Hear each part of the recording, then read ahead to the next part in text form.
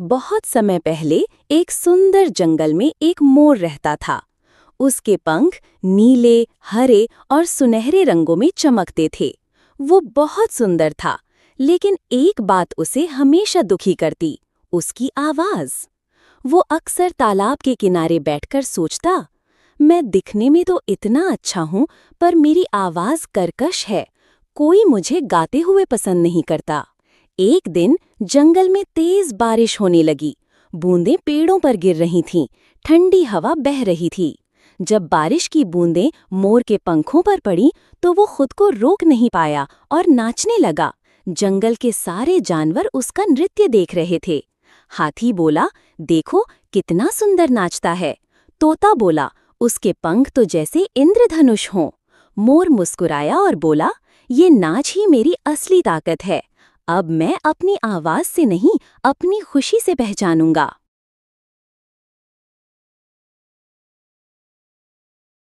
बहुत समय पहले की बात है। एक घने जंगल के किनारे एक बड़ा पीपल का पेड़ था।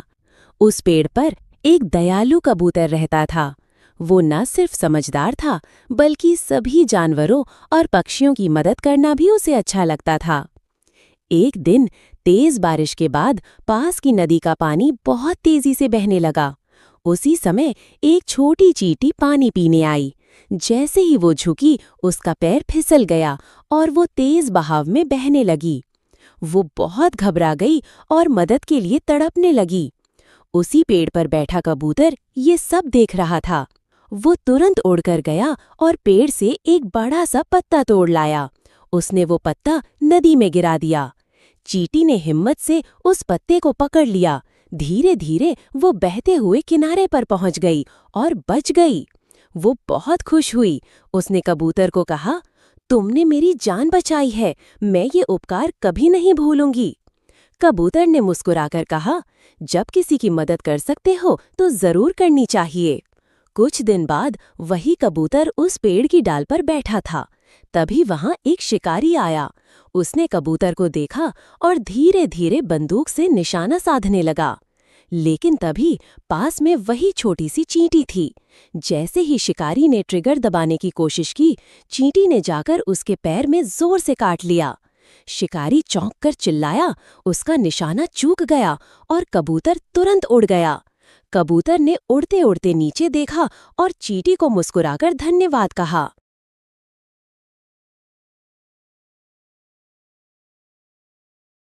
बहुत समय पहले की बात है। एक घने जंगल में एक छोटी सी चींटी रहती थी। वो बहुत मेहनती थी। रोज सुबह वो उठती, खेतों में जाती, खाने के दाने ढूंढती और उन्हें अपने बिल में ले जाकर जमा करती। गर्मी के दिन थे, सूरज चमक रहा था, मौसम सुहाना था, लेकिन चींटी हर रोज काम करती रहती। उसने तय कर रखा था कि सर्दियों के लिए ढेर सारा खाना इकट्ठा करना है। उसी जंगल में एक टिड्डा भी रहता था। वो मस्त मौला था। सारा दिन गाना गाता, आराम करता, पेड़ों पर कूदता फांदता और खूब मजे करता। एक दिन टिड्डी ने चींटी को देखा, जो एक भारी दाना उठाकर अपने बिल की ओर जा रही थी। उसने हंसते हुए कहा, अरे चींटी, इतनी गर्मी में काम क्यों कर रही हो? आओ मेरे साथ गाओ, नाचो और मजा करो। चींटी रुकी, मुस्कुराई और बोली, मैं भविष्य की तैयारी कर रही हूँ।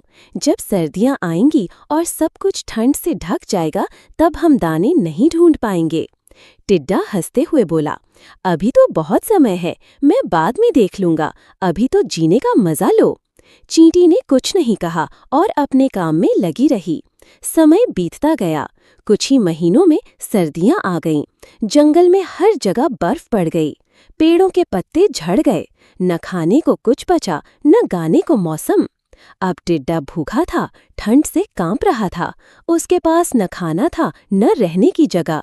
बहुत दुखी होकर वो चींटी के घर पहुंचा और बोला, चींटी बहन, मुझे माफ कर दो, मैंने तुम्हारी बात नहीं मानी। क्या तुम मेरी मदद करोगी? चींटी ने दरवाजा खोला, उसे अंदर बुलाया, गरम खाना दिया और कहा, कोई बात नहीं, सबक सीखना सबसे जरूरी है। अब अगली बार मेहनत करना और समय का सही इस्तेमाल करना। टिड्डा भावुक हो गया और बोला, अब मैं भी मेहनती बनूंगा, ये मेरा वादा है। कहानी से सीख। समय पर मेहनत करने वाला व्यक्ति ही मुश्किल समय में सुरक्षित रहता है। आलस्य करने वाले को अंत में पछताना पड़ता है।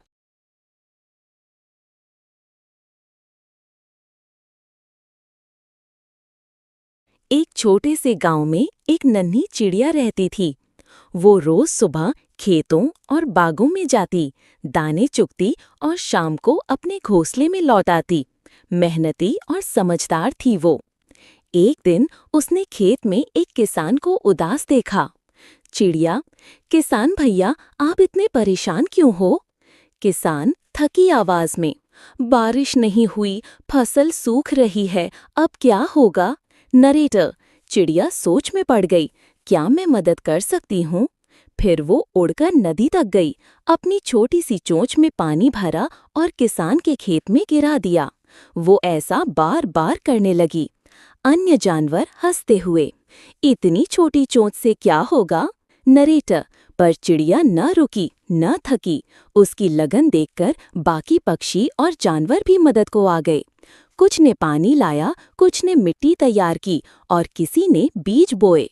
कुछ ही दिनों में खेत हरा हो गया, फसल लहलहाने लगी और किसान की आंखों में आंसू थे। इस बार खुशी।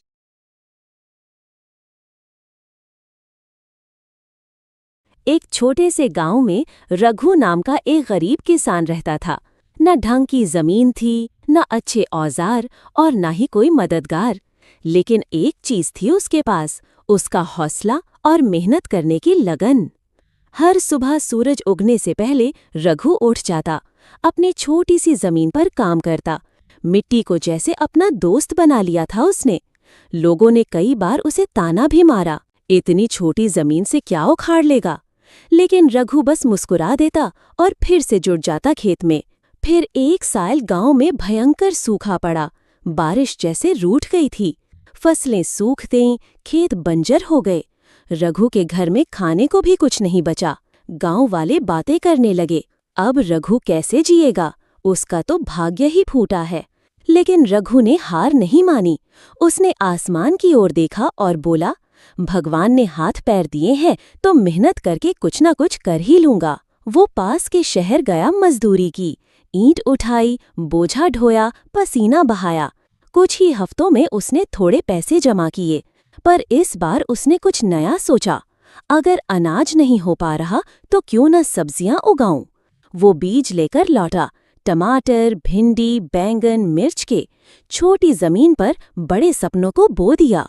दिन रात मेहनत करता, पौधों से बात करता जैसे अपने बच्चों से कर रहा हो। उन्हें प्यार देता, पानी देता, देखभाल करता। कुछ ही महीनों में बंजर जमीन हरियाली से भर उठी। लाल लाल टमाटर, हरी हरी भिंडी, चमकते बैंगन, तीखी मिर्च। लोगों की आंखें फटी रह गईं। अब रघु अपनी सब्जियां शहर के बाजार में बेचने लगा। हर हफ्ते कुछ पैसे जुड़ते गए। धीरे धीरे उसके घर में रौनक लौटने लगी। बच्चों को स्कूल भेजा, घर की छत सुधरवाई और जो सीखा था वो गांव के और किसानों को भी सिखाया। अब वही लोग जो कहते थे रघु का भाग्य खराब है, अब कहते थे रघु की मेहनत ने उसका भाग्य बदल दिया।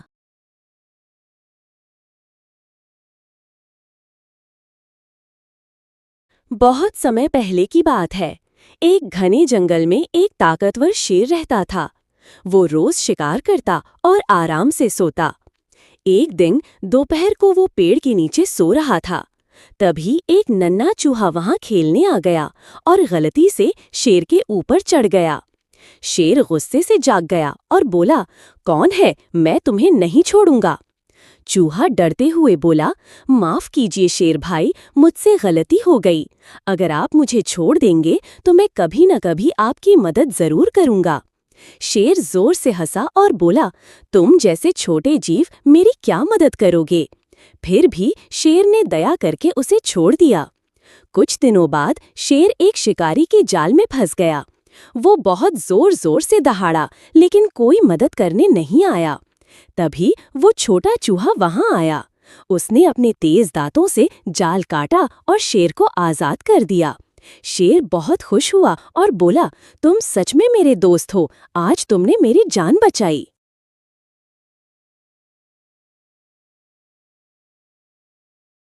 बहुत समय पहले की बात है। हिमालय की तलहटी में एक सुंदर राज्य था, सत्यलोक।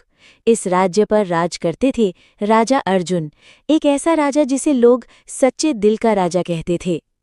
राजा अर्जुन हर शुक्रवार को सत्य सभा लगवाते थे, जहां कोई भी आकर अपनी बात रख सकता था, बिना किसी डर के। सच बोलने वालों को कभी डरना नहीं चाहिए। यहाँ हर किसी को न्याय मिलेगा। एक दिन एक गरीब किसान अपने छोटे बेटे के साथ दरबार में आया। वो बहुत परेशान दिख रहा था। महाराज, आपके मंत्री मेरी जमीन हड़पना चाहते हैं। मुझे जेल में डालने की धमकी दे रहा है। मंत्री, ये गंभीर आरोप है। क्या तुम्हारे पास कोई सबूत है? नहीं महाराज, पर मेरा बेटा सब जानता है। बेटा, डरो मत, जो देखा वही बताओ। मंत्री जी कुछ आदमियों के साथ आए थे। उन्होंने कहा अगर जमीन नहीं छोड़ी तो पिताजी को जेल में डाल देंगे। पूरा दरबार शांत हो गया। अब सबकी नजरें मंत्री की ओर थीं। इस मामले की तुरंत गुप्त जांच की जाए। 2 दिन बाद सच्चाई सामने आई। मंत्री दोषी था। जो अपने पद का गलत फायदा उठाए उसे माफ नहीं किया जा सकता। मंत्री को पद से हटाया जाता है। किसान को उसकी जमीन लौटा दी गई और बच्चे को बुलाकर राजा ने विशेष पुरस्कार दिया। इस बच्चे ने हमें सिखाया है कि सच्चाई की उम्र नहीं होती। उस दिन से राजा अर्जुन ने एक नया नियम बनाया। अब बच्चों की आवाज भी उतनी ही अहम मानी जाएगी। सच बोलने का इनाम हमेशा मिलेगा, चाहे वो किसी छोटे बच्चे की आवाज ही क्यों न हो। इस कहानी से हमें सीखने को मिलता है कि सच बोलना हमेशा सही होता है। सही का साथ देने से न्याय जरूर होता है और सच्चा राजा वही होता है जो सभी को एक समान समझे।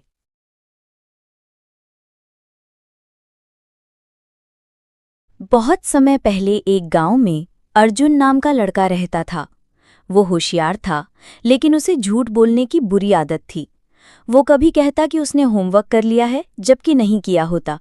कभी कहता मेरे पास नई घड़ी है, लेकिन असल में कुछ नहीं होता। गांव वाले धीरे धीरे उस पर भरोसा करना छोड़ने लगे। एक दिन वो जंगल के पास खेल रहा था। शरारत में चिल्लाया, बचाओ, शेर आ गया।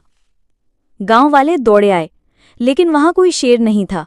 अर्जुन जोर जोर से हंसा। ये हरकत उसने 2-3 बार की। अब जब भी वो चिल्लाता कोई ध्यान नहीं देता। फिर एक दिन सच में शेर आ गया। अर्जुन डर के मारे कांप गया और चिल्लाया, बचाओ, शेर सच में आ गया है। लेकिन कोई नहीं आया। शेर ने उसके बस्ते को फाड़ दिया, खेतों को नुकसान पहुंचाया और चला गया। अर्जुन किसी तरह बच तो गया, लेकिन बहुत घबरा गया। अगले दिन गांव के सामने वो रो पड़ा, मुझे माफ कर दो, अब मैं कभी झूठ नहीं बोलूंगा। गांव वालों ने उसे माफ किया और अर्जुन ने सच बोलने की आदत बना ली। सीख: अगर बार बार झूठ बोलोगे तो सच पर भी कोई यकीन नहीं करेगा।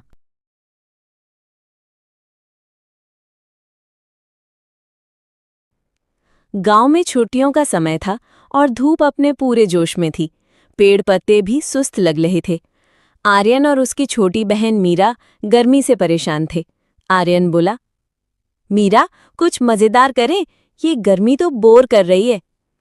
मीरा बोली, क्यों ना कुछ ऐसा करें जिससे गर्मी भी हारे और दिल भी ठंडा हो जाए। दोनों भाई बहन सोच में डूब गए। तभी दादी ने कहा, बचपन में हम गर्मी में कुएं का पानी पीते, आम के पेड़ पर झूला झूलते और नदी में नहाते थे, वही असली ठंडक की। आर्यन की आंखें चमक उठीं। तो चलो गर्मी से लड़ते हैं, मस्ती, काम और मदद से। दोनों बच्चों ने पेड़ के नीचे एक छोटी सी ठंडी छांव पाठशाला शुरू की, जहां वो छोटे बच्चों को गर्मी की छुट्टी में खेल खेल में पढ़ाते। उन्होंने घर घर जाके लोगों को गर्मी में पानी बचाने और ज्यादा पेड़ लगाने के फायदे बताए। दिन में वो घर के सामने एक मटका पानी से भर देते थे, ताकि राहगीर और जानवर प्यास बुझा सकें। उन्होंने स्कूल के बगीचे में आम और नींबू का पौधा लगाया। लोगों की प्रतिक्रिया, धीरे धीरे गांव वाले उनकी तारीफ करने लगे। बच्चों ने न केवल अपनी गर्मी की छुट्टी को खास बनाया, बल्कि पूरे गांव में गर्मी को हराने वाली ठंडी हवा फैला दी। अंत और सम्मान: गांव के सरपंच ने बच्चों को ग्रीन हीरो नाम दिया। दादी ने प्यार से कहा, गर्मी तो हर साल आएगी, लेकिन अगर तुम्हारे जैसे बच्चे हों तो हर मौसम खुशनुमा बन सकता है। सीख या नैतिक ज्ञान। गर्मी हो या कोई भी समस्या, अगर दिल ठंडा, सोच साफ और इरादे मजबूत हों तो सब आसान हो जाता है। गर्मी से लड़ाई एसी से नहीं, अच्छे कामों से होती है।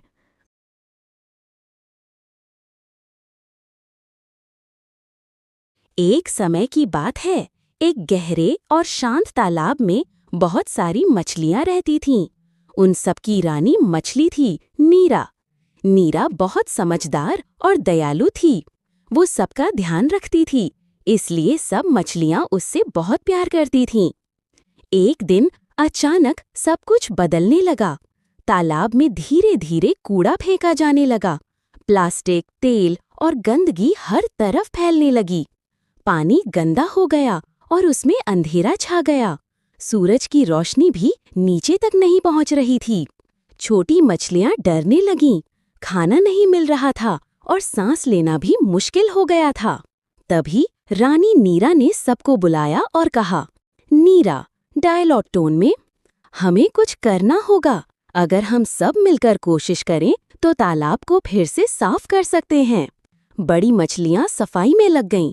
छोटी मछलियां बच्चों को सुरक्षित जगहों पर ले गईं, लेकिन पानी अभी भी बहुत गंदा था।